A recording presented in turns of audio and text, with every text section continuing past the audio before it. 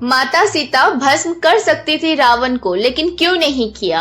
आज इस वीडियो में मैं आपको वही बताऊंगी। माता सीता को साक्षात लक्ष्मी माना जाता है। वे श्री राम की तरह ही शक्तिशाली हैं। वो चाहती तो रावण को उस वक्त भस्म कर देती जब वह हरण करने आया था। वो चाहती तो अशोक वाटिका में पहुंचकर भी रावण को भस्म कर देती या उसका किसी भी वक्त वध कर देती, लेकिन माता सीता ने ऐसा क्यों नहीं किया, जबकि वो तो खुद ही आत्मरक्षा में सक्षम थी। वास्तव में माता सीता स्वयं शक्ति स्वरूपा थी। मान्यता के अनुसार कहते हैं कि जब सीता जी ससुराल आई तो उन्होंने सबसे पहले ऋषि मुनियों और परिवारजनों के लिए खीर बनाई और दशरथ सहित सभी को परोसी। जब वो उन्हें खीर परोस रही थी, उसी समय तेज हवा का झोंका चला और सभी ने अपनी अपनी पत्तल संभाली, लेकिन उस दौरान राजा दशरथ की खीर में एक छोटा सा घास का तिनका गिर गया।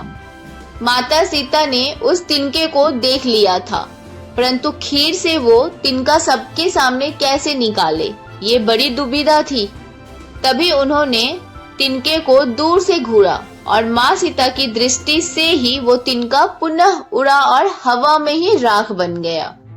सीता जी को लगा कि उनका ये चमत्कार किसी ने नहीं देखा, लेकिन राजा दशरथ ने ये सब देख लिया था और वो समझ गए थे कि यह कोई साधारण स्त्री नहीं है, बल्कि जगत जननी है। उनके इस चमत्कार को देखकर वो भी डर गए थे। खीर खाने के बाद राजा दशरथ अपने कमरे में चले गए और बाद में उन्होंने सीता जी को अपने कमरे में बुलवाया। वहां उन्होंने माता सीता से कहा कि आपका वो चमत्कार मैंने देख लिया है और अब मैं समझ गया हूँ कि आप कौन हैं। इसलिए आज आप मुझे एक वचन दीजिए कि जिस दृष्टि से आपने उस तिनके को देखा, उससे कभी किसी और को नहीं देखेंगी। इस बात को सुनकर माता सीता ने दशरथ जी को वचन दिया कि मैं कभी किसी को इस दृष्टि से नहीं देखूंगी। जब रावण ने उनका हरण किया था तो वो स्वयं ही उसे भस्म कर सकती थी, परंतु वो राजा दशरथ को दिए वचन से बंधी हुई थी।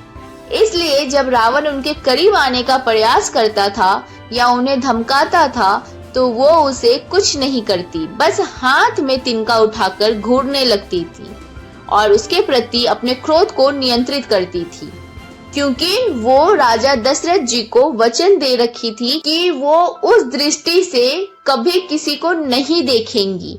इसी कारण से रावण बचा रह गया। गाइस, अगर आपको ये पोस्ट अच्छी लगी हो तो प्लीज मेरे चैनल को सब्सक्राइब कर दीजिए, लाइक कर दीजिए और ज्यादा से ज्यादा लोगों को शेयर करिए। तब तक के लिए मिलते हैं अगले वीडियो में।